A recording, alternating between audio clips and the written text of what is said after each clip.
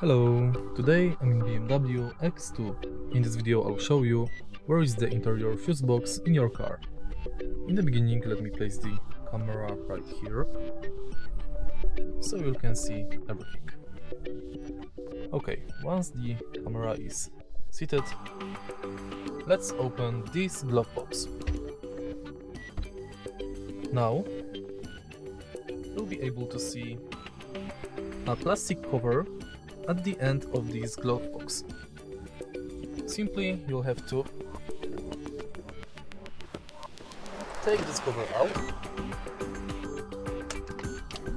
and the fuse box is right there at the end of this glove box.